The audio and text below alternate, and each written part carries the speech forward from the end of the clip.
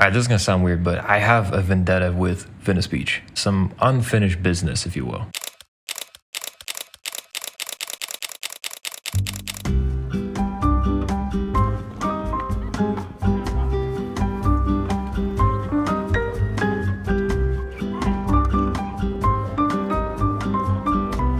Like I said, yeah, I had some okay shots in the past. I never really felt like I got what I came for. I never felt that spark, like my work from Venice Beach was complete. Venice Beach is one of the most iconic places in LA, maybe one of the most iconic places in the United States of America. Venice or the Santa Monica Pier have appeared in countless movies and TV shows. So with that in mind, I thought to myself, why not try to come away with my own sort of film stills, movie stills? You know, after all, if that's my vision, if that's my frame of reference for Venice Beach, why don't I try to replicate that in my own work? Now I've got 4 categories or characteristics or whatever to talk through for the rest of the video about making filmic, cinematic, whatever you want to call it, movie still type street photos. So grab a drink and nerd out with me. Let's get into it. Tip number 1, the fundamental building block to really any good street photo, let alone a movie still. Subjects that feel like characters, not just incidental bystanders. And the way that you do that is through intentional framing that makes them look like they were placed in a certain location or posed on purpose, or even zeroing in on a color or a feature of their outfit that stands out. This first image does all 3 and manages to also catch this kind fellow in the middle of adjusting his sunglasses and looking like a total badass. And in this second example from the same spot, we have a person who just looks good, who's dressed well, and also absolutely fearless, being barefoot on the Venice boardwalk. I often gravitate for this reason towards subjects wearing suits and ties, or hats, or dresses, or just any kind of statement color, statement outfit. Just anything really that stands out from your average 21st century athleisure nightmare. As an alternative, here's a version where the subject just has a really intense vibe. The expression and the framing here kind of come together just to really grab you, in my opinion. Yeah, I really love this one. And last but not least, you can also catch somebody in the midst of a specific action. Here, I'll point out that I've singled out this guy by just building the entire scene around him and just focusing in on the task that he's working on. Next up, category 2, characteristic 2 of movie still-esque images, movement and action. Basically, the image should give you the feeling that something is happening and you're seeing a snapshot, a tiny slice of something interesting frozen in time.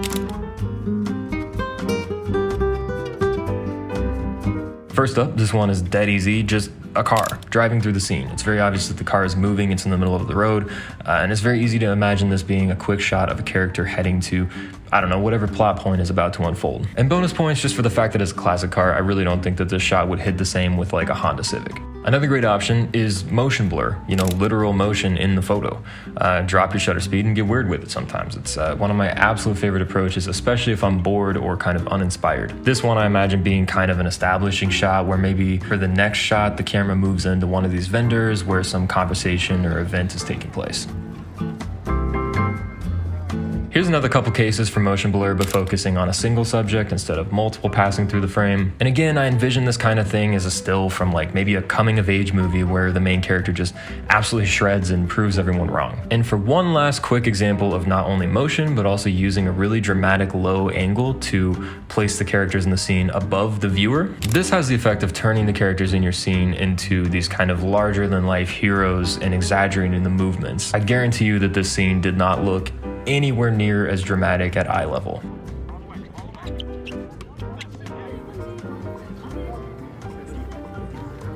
Number 3, color harmony, geometry, intentionality.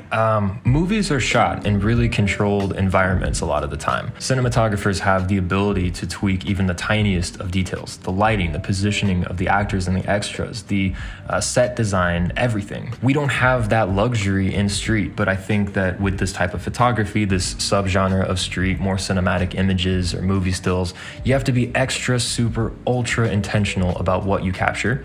And exactly when you release the shutter. Good old-fashioned street photography is raw and it's gritty and it's imperfect, but that's not really what we're after here. In this case, for these type of shots, we're looking for much more polished compositions that almost look as though they could have been posed or prearranged. One of the ways that you can do this again is framing and geometry. Now, I wound up not really loving these images, but I think that I would have had something if I stuck around longer, and I do think that they also illustrate the point well. These two also heavily employ the fishing technique, something that you'll hear kind of reiterated over and over and over again. find a great looking composition, and wait for the right subject to wander through it. This just involves, as do most street photographs, looking like a bit of an idiot in public, standing there pointing your camera at something random for, who knows, a few minutes, 10 minutes at a time. But it's the perfect way to get those harmonious, geometric, perfectly framed shots. This next one I picked out because it's just a pretty clean frame, in my opinion. And I'm realizing in selecting these sample images that this third tip is probably the hardest one to execute on because it's turning out to be the toughest one to find examples for. But I love how in this scene you've got this kind of very overt, obvious storytelling. You have people standing in line to buy something, and not only that, but you have the signs of the business that tell you exactly what it is that they're in line for. On top of that, you have this woman actively engaged in ordering, kind of sticking her head through the window. It all looks like it could have been set up by a director of photography. Everything is straight, there are very few distractions, the light is really good, and so on. Here's another one that just has some really strong color repetition. Again, not my favorite photo from the day.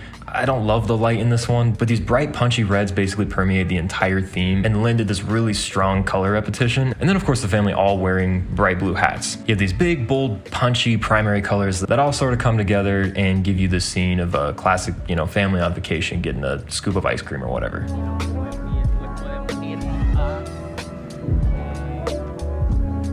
Last but certainly not least is my very favorite example of this, using some random object on the street, like this sign for instance, to isolate a subject in an otherwise pretty chaotic boardwalk element where it's really easy to get a bunch of people in your shot that you didn't really want. Think about shots of movies that are done through like a keyhole or other sort of creative out-of-the-box framing. This reminds me of that kind of thing.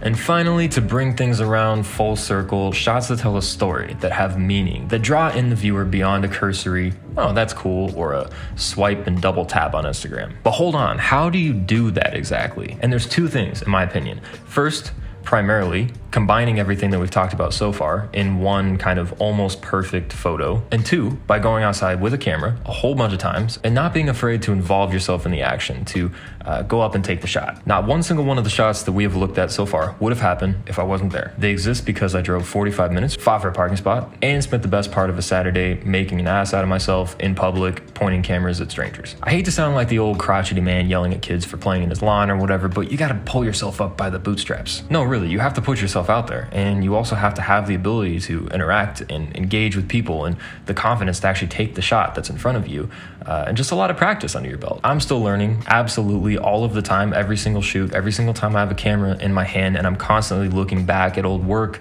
wondering what I was thinking, reflecting on how far I've grown in some ways and where I still need a lot more practice. So to close things out and wrap up this video, here are the absolute best shots from the day, where I think I did a pretty good job of doing all of those things we've talked about so far and coming away with a pretty interesting composition. This first one is probably actually my favorite shot of the day. Everything about it is quintessential Venice Beach. The basketball courts, the palm trees and blue skies, the bikinis, the outline of the hills in the very back, and even the pile of bikes in the background there by the bleachers. I temporarily befriended these girls and took some semi-candid shots hanging around them for a few minutes, and at least in my humble opinion, turned them into completely plausible movie characters. Maybe they're sisters or friends, the type of scene that establishes the connection or bond between two people. For this next one, you guys know that I will shoot into the sun every single chance that I get. I absolutely adore a backlit shot, and this one I think just has so much nostalgia and emotion tied to it as well. You have dad here who took his kid to the beach for the day on a Saturday afternoon, and in typical toddler fashion, he's stuck hosing down the boogie boards while the kid stands there watching with a towel on his head. I can just think back to scenes from my own childhood, zero thoughts in my mind except for 4th of July fireworks and building sandcastles and begging for more ice cream, getting into trouble with my cousins and sunburns and just, hanging out at the lake or whatever. And I'll just quickly wrap up and close things out with this image. Some may argue that this isn't street photography. I really don't care. What I do care about is how when you've got lighting like this and some clear identifiable subjects, you can use silhouetting to really dramatize something that would look boring as all hell in harsh light at the middle of the day. This could, in my opinion, easily be an establishing shot or a closing scene of two characters after some, central conflict has been resolved. You can see the credits kind of rolling after this one. But that's it. And if you made it this far, shout out to you. Really appreciate the support. I absolutely loved shooting this video and taking these photos. Just being there that day, it was an absolute joy for me. I've been pushing myself hard with photography the last few weeks, really pushing past my limitations when it comes to getting in people's faces, involving myself in the action, and not being afraid to kind of press the shutter and get in trouble a little bit. But it's really paying off, and I'm feeling the creative juices kind of flow a little bit more naturally lately. And I hope that that's coming through in the recent work I've been sharing and in the last couple of videos. But yeah, just wanted to share that I'm in a place where I'm kind of buckling down again after a long year of lots of logistical issues and admin stuff, and just not really being in big city environments as often, and it just feels good. So hopefully you guys are enjoying these as much as I'm enjoying putting them together. As always, just really appreciate the support. Appreciate you watching. I'm going to be back next Monday talking about who knows what. Stay tuned until then, and I will talk to you very soon.